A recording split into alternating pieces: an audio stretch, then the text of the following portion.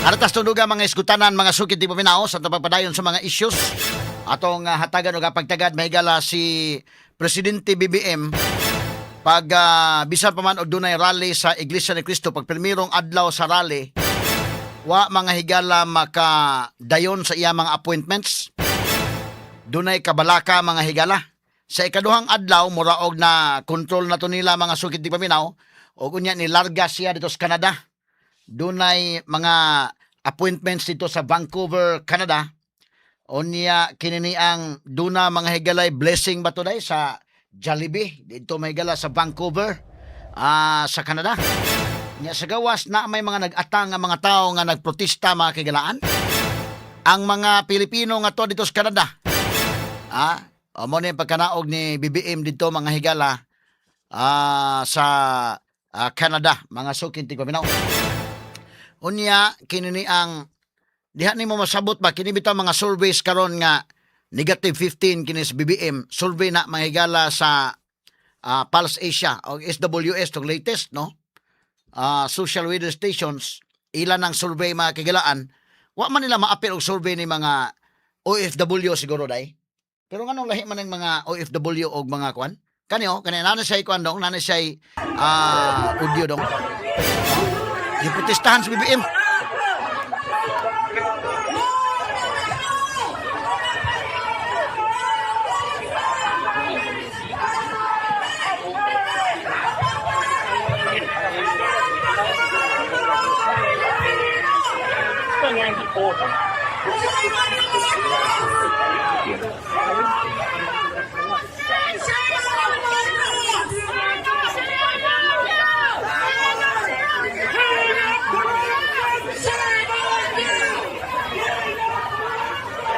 Tapos BBM o gipayungan sa BBM. Asya na nagpayong. Gisundan is mga Canadian police.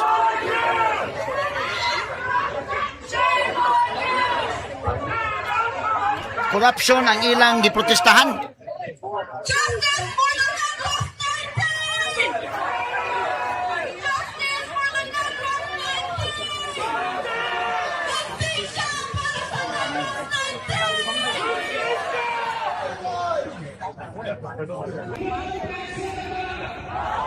Naprotesta ng mga kuan ito Pilipino.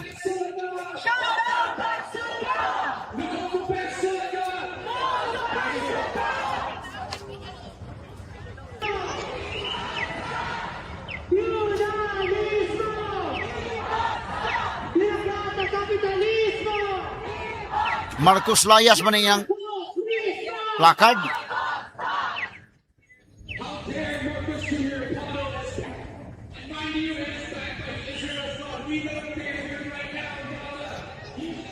Makakabog. Nahilaw taon sa BBM dito. Makakabog.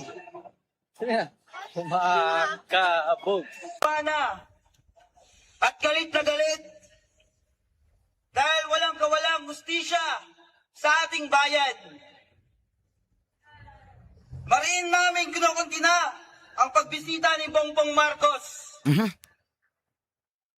Ang King of Corruption dito sa Vancouver. Ang sinasabi niyang investment mission ay walang hindi, iba kundi isang malaking Rallies lang yun.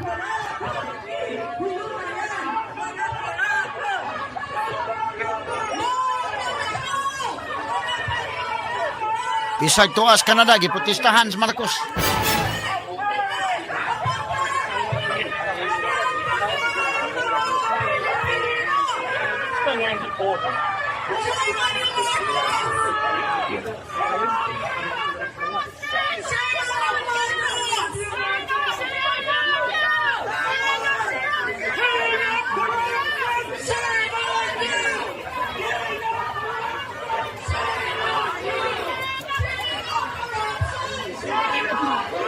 Korupsyon may ilang isyo.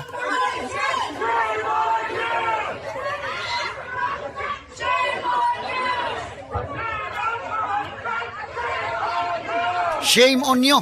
Ay, ingon.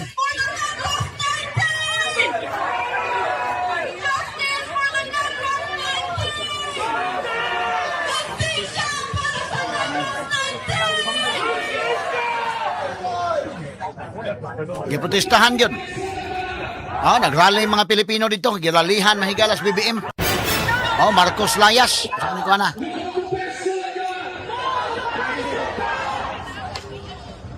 Gisibat siya sa rally sa iglesia dili pagabot dito gisugat siya sa laing rally. Straight to the point. Katong gibuhat mahigalang BBM dito sa Canada usa kato ka state visit, no? Unya iyalasad mahigalang giduaw to mga Pilipino nga to dito. Yan adto sila mahigala sa Jollibee. Kay kini Filipino magyud nga company ni Jollibee, mao ni no, bisita sa mga kagalaan dito mga higala sa Canada. So gi-abi-abi sad siya mga higala dito. Kauban niya si First Lady Lisa Marcos, no? Mao niya pagkanaog dito mahigala sa Canada og unya pagkahuman do na sa mga activities nga tuwa dito og gani mo lagi na atol sa rally mahigala sa Iglesia ni Cristo ni adto sa Canada pagabot ito giralihan maday gihapon sa Indeken.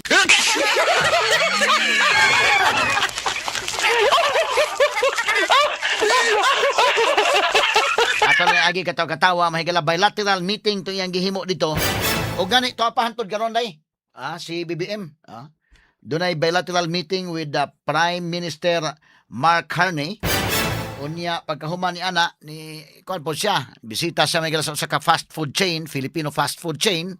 Mao ni ang pagbisita dito mga sukintig paminaw. Og do na mga higalay ko kay kini magong kini ni ang maong fast food chain medyo nanapon ni sa laing mga nasod, no? Ang mga Pilipino mangita ni mahigala kay tungod sa Pilipino nga timplada ikaduha barato-barato sa nistor. Although mulahi ang presyo gamay pero di gid pareha sa ilang mga pagkaon dito. Kay kini mahigala inani palago na sa airport mamahal mga higala. Okay, so July 1 to July 4 ang iyang pag-visit dito mahigala sa Canada. So until karong adlaw na Indeken. Bisita sa dito paggawas niya ining maong ilang activities dito mahigala sa Jollibee dito mga kagilaan giprotestahan man mahigala sa BBM. Straight to the point. Unsa ka no usulbihon ni mga OFW unsa man kay rating di ani BBM mga sukid di paminaw makaingon na sa taba. Kay iyang rating dira sa SWS dili na akong survey. Ako lang ipaklaro nga iguro ta ni quote sa SWS survey negative 15 gud ay. Asa man ka mangita na negative 15 gilubong man ka nagmaayog tagaliog. So dito sa gawa sa nasod mao sa day hapon. Mo ni sitwasyon na mahigala Beato paminaw balik ko no dong names me. Performance rating negative 15. Og dito sa gawa sa nasod og imong pa-evaluate nimo na mga OFW maro gyapon dito nga day. Gamay rin siya pong score des BBM basta di man negative si gyapon ni. Kaya nga itong mga OFW, ito.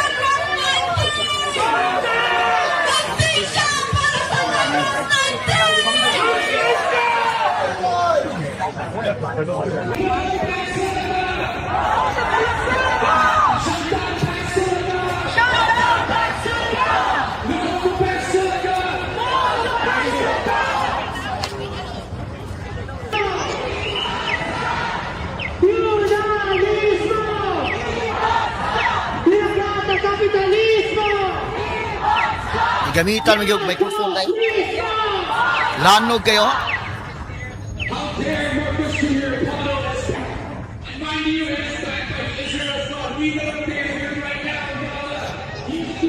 Unexpected yun eh.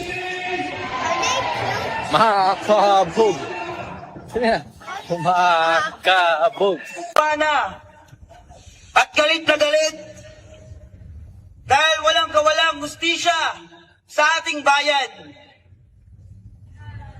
Mariin namin kinukuntina ang pagbisita ni Bongbong Marcos,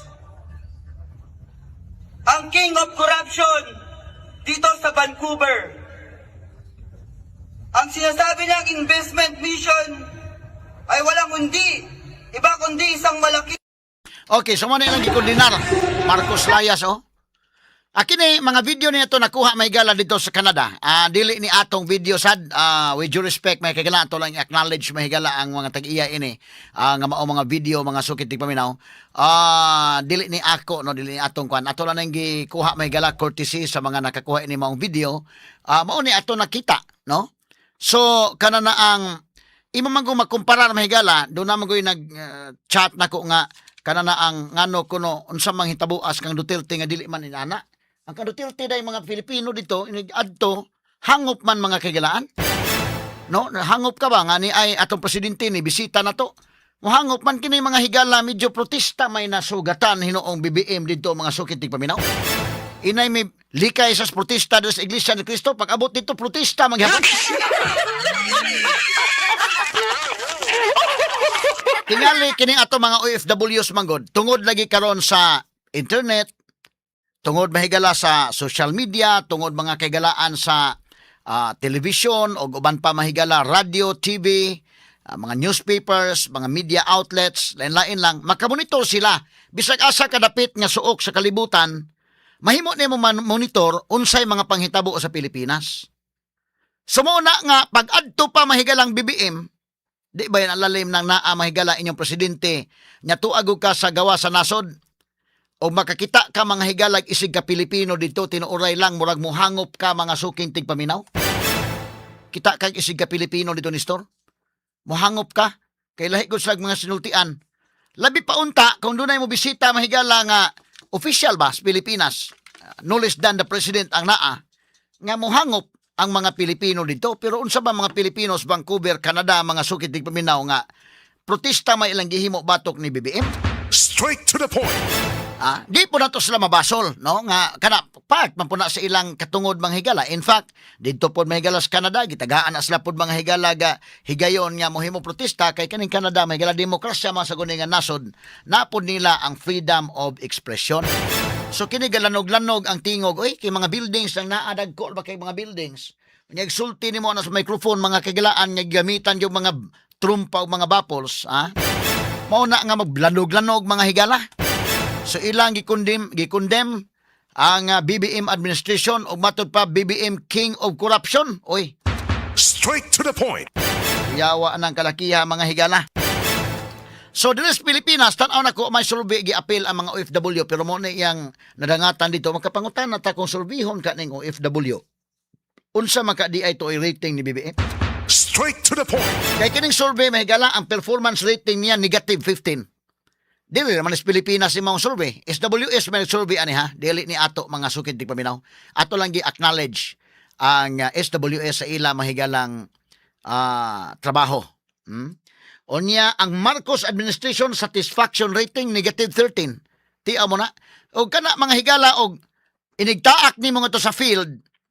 Og sayop ng survey dahil inigtaak nimo sa field hangop ang mga tao nimo. Makaingon ka murag lahi man ang nigawa survey, lahi man ang actual nga incident. Taas ka mahigalag survey. Inikabot nimo sa ground mahigala mo sugat ni mga tao. Mohangop nimo. So mo na makaingon ta kining surveys indicative ni mga higala. Doon naman ta mahigala gitan-aw nga mga credible nga mga surveys good. Ayo tong apila tong ubang survey nga why Clarex day. Alita lang sa SWS kini mga Pulse Asia inana. So sa survey sa SWS negative 15 ang rating, performance rating ni BBM. Ang Marcos administration satisfaction rating negative 13 po. Inig-adto ni BBM sa field, kung lain ang reaksyon sa mga tao, nga ni hangop ang mga tao, makaingit kining survey ha, binuang ni nga survey, di man ni maodi ay. Kaya mga tao hangop man, pero kanan yung di katagdon dito sa pag-abot nimo sa field, murag labaw pa na sa makaingon ka mapanaminan, tani mo ba? Unsa may buhaton sa BBM administration, mo ship up mo. tingali umuhimo og mga projects o guban pa. Tingali unahon mahigala kining ang action ba. Labi na nato mga eskwelahan panalitan nga nagkuwang og mga classrooms. Ha? Maoy trabahoon ba? Kay tingali anang paagiha, makakita man mga tao man na mahigala na buta na mga tao og bungol, mga bright man na kahibaw man na usa gibuhat. Sa pagkakaroon man gud ang mutatak sa mga tao ang project ni BBM, mao man lang ang impeachment ni Sara. Kunting sama agyod kanang maong project. Pero mingon ka kanang concrete nga mga projects, medyo wa pa manggod. So mo siguro nga ang mga tao negative 15 ang iyang score. Hasta iyang performance rating negative 13. Pag abot nimo sa gawa sa nasod, kining video ha, di ba ni ato, di ba ni gama-gama nga video kay may manag kuana. So kini gipang post ni sa mga Pilipino nga to dito nga ilang giralihan may galas BBM pastilan. Straight to the point. Alas 9:03 na. Muna ko gingon, inay nga kuan ka na ang mohangop ka sa imong isig ka Pilipino, labi pa ina ng presidente nimo ang naa, wa man sa mohangop day. Protesta man hindi sugat. So, inana ka kuan na gyud ay ang ilang perception mahigala kang BBM. Hinautot nga kanang puntuha, dili na ikasakit ni BBM. Although, murag usag na hilaw-hilaw, pero iyan ang himuon nga kada bang sumbanan o himuon niyang Q o murag kuwang pang atong performance, ngita tag pamaagi siguro nga ang mga Pilipino malipay sa atong pagdumalas nasod. Straight to the point. Kay naning hitabua nga wa sa magdaho mahigala nga moadto sa Canada, iyang gibiyaan diri na protesta sa Iglesia ni Cristo pag abot dito makaingog ni amang gyapon protesta. Paggawas niya na sa Jollibee, mahigalab gisugat og protesta. Gi-eskortan siya mahigala sa mga Canadian police. Para makuha ang iyang mahigalang seguridad. So mo na yan hitabo mga sukid di paminaw sa iyang pagbisita na July 1 to 4. Mo ni ang iyang schedule sa pagbisita karon mo pauli mahigalang presidente unsa kay madam mahigalang presidente pagpauli no. At least mo na iyang ipa-press conference no mao ni nakakuha ta mga investors no. Nya kini ko mga investors sad mga sukid di paminaw day. Tinuray lang ganahan ng musod ang investors imbitaron nimo pero maniid man gusto sa political climate sa nasod mo ni tinuod. Straight to the point. Maniid sila sa peace and order sa nasod, ang political climate sa nasod, una sila musod. Og malinaw ng usa ka nasod, stable mahigala ang political structure, ganahan mo puhunan ang mga kuan, kinini ang mga investors.